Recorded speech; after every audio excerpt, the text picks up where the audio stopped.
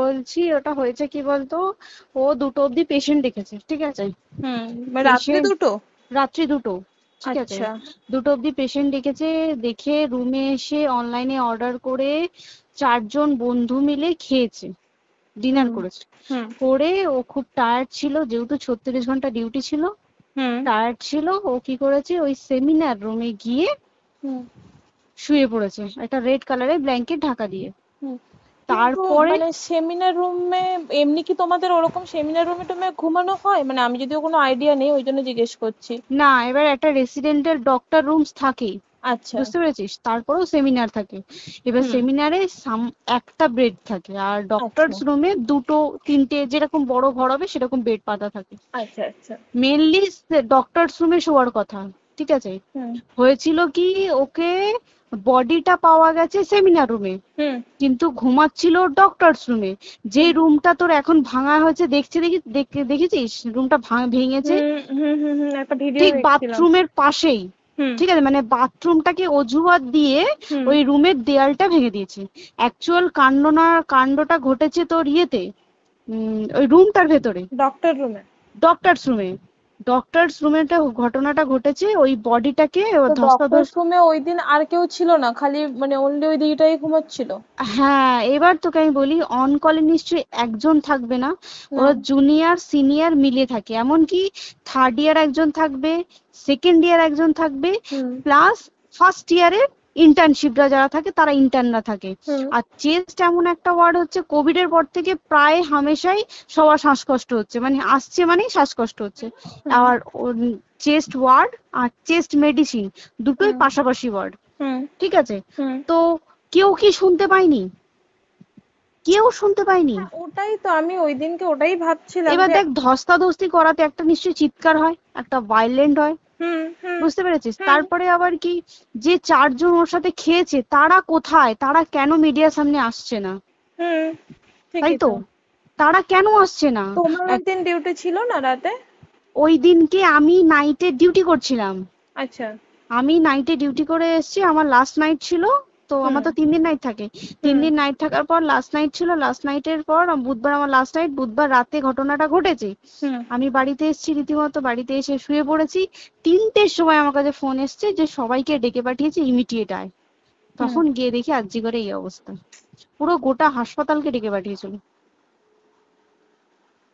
গিয়ে দেখি পুলিশে পুলিশ ছয়লা, মানে, আর ওকে যেভাবে, আমি তো বডিটা দেখেছি রে, মানে আমাদের হুম এখনো পর্যন্ত চোখ থেকে নামছে না। রীতিমতো মনে হচ্ছে মেয়েটা যেন আমাদের পাশে পাশে ঘুরছে, হুম একদম হুম হুম এরকম, মানে মানে অদৃশ্যমান, মানে আমরা এরকম ভাবতে পারছি না যে এরকম ভূত হুম। থাকে বা একটা স্পিরিট থাকে বা কিছু। এখন আমরা বুঝতে পারছি না ওর আত্মাটা এখনো ঘুরছে আমাদের আশেপাশে। দেখ, ওর আমার তলাটায় নাকি, তো ওর থেকে ও থাকে 4তলায়, 4তলায় ঘটনাটা ঘটেছে, ঠিক 2টো ফ্লোর নিচেই আমি থাকি, আমার আচ্ছা। রুমটা, ঠিক আছে। কিন্তু তাও আতঙ্কে আমরা মানে একদম স্তব্ধ হয়ে গেছে আরজিকরটা। কিন্তু ব্যাপারটা হচ্ছে, তাহলে ডক্টর রুম থেকে ওকে সেমিনার রুমে নিয়ে যাওয়া হয়েছে? হ্যাঁ, অবশ্যই নিয়ে যাওয়া হয়েছে। এবার দেখ, নিয়ে যাওয়া হয়েছে, ওকে যেভাবে মারা হয়েছে, এটা একার পক্ষে সম্ভব অসম্ভব, না দিস একদম। Is a impossible. পুরোপুরি গ্যাং রেপ, গ্যাং রেপ ছাড়া কোনো কিছু নয়। আর শুধুমাত্র রেপ নয়, রেপ হলো, করলো, ছেড়ে দিল, ঠিক আছে, ওকে রীতিমতো মার্ডার করেছে।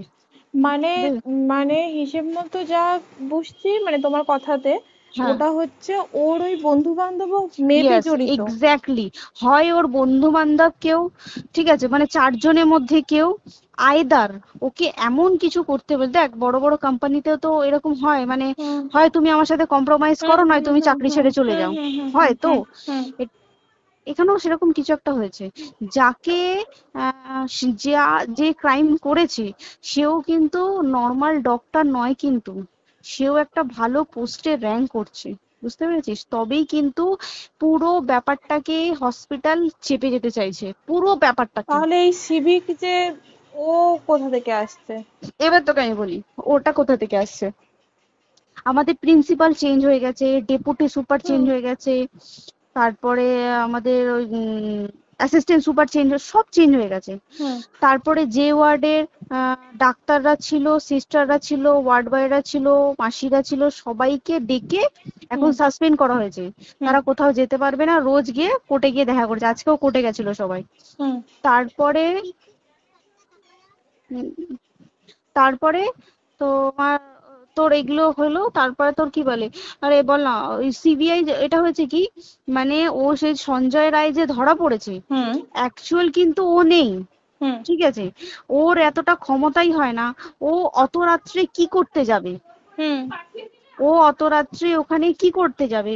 ও না পেশেন্ট, ও নাকি বলছে দালাল পেশেন্ট নিয়ে গেছে। তো পেশেন্ট নিয়ে যখন গেছে, দিদিটার রুমে যখন যাবে, নিশ্চয়ই দিদিটার রুমে কোনো কাগজপত্র দেখাতে যাবে, সেই অবস্থায় গিয়ে দেখে যে এরকম এরকম ঘটনা, তা ঝাঁপিয়ে পড়েছে ওর উপরে। হুম এরকম কিছু কি, তাও কিছু নয়, শুধু গেছে দেখছে ড্রিঙ্ক অবস্থায়, ওকে ক্যামেরায় দেখা গেছে ড্রিঙ্ক অবস্থায় গেছে আর এসছে, এইটুকুই দেখা গেছে। তারপরে হচ্ছে কি, তোর অনেক রকম এখানে অনেক রকম ব্যাপার আছে।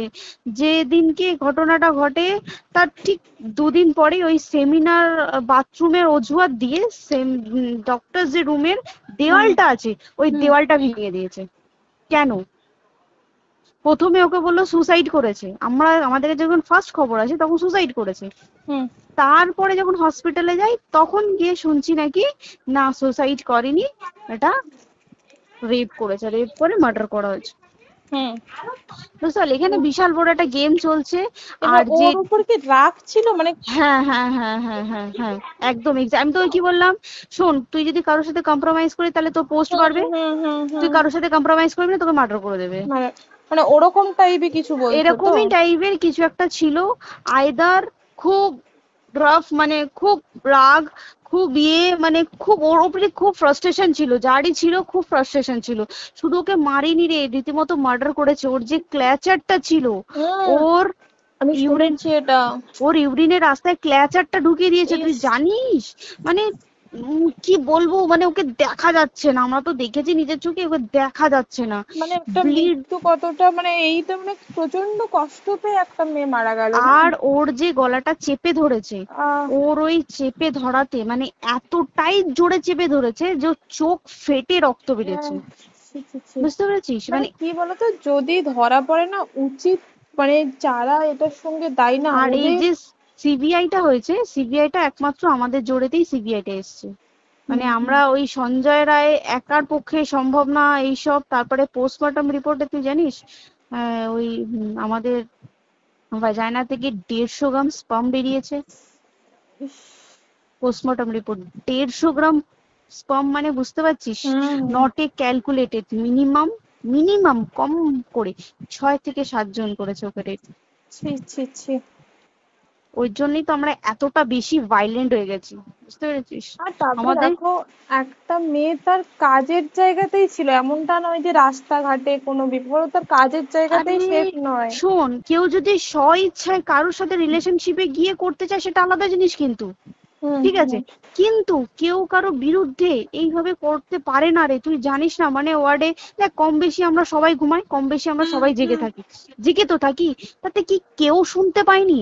তার কি একদম সেটাই। ভাইলেন্স ছিল না? যদি কেউ না শুনতে পারে, তাহলে ওর খাবারে কেউ কিছু মিশিয়েছিল, হুম তাই কি না? হুম হুম সেটাও পোস্টমর্টম রিপোর্টে মানে লিক করছে না, যে কেন খাবার খাবার ও তো খাবারটা খেয়েছিল, সেটা তো নিশ্চয়ই পেটেই ছিল, পেট থেকে তো হুম বমি করে বের করে দেন, সেটা হুম তো ফরেনসিক রিপোর্টে কিছু বলবে। হুম আর তুই জানিস না, দেনার দেন মানে, ধর পোস্টমর্টম রিপোর্ট আসতে 3 দিন সময় লাগে। ও হুম যেদিনকে মরেছে ঠিক তার পরের দিনকে বিকালবেলা পোস্টমর্টম রিপোর্ট বার করে দিয়েছে, মানে বডি বার করো আর পোড়াও, হুম 10 সেকেন্ডের মধ্যে ওর বাড়িতে নিয়ে গেছে, তারপরে বডি পুড়িয়ে দিয়েছে।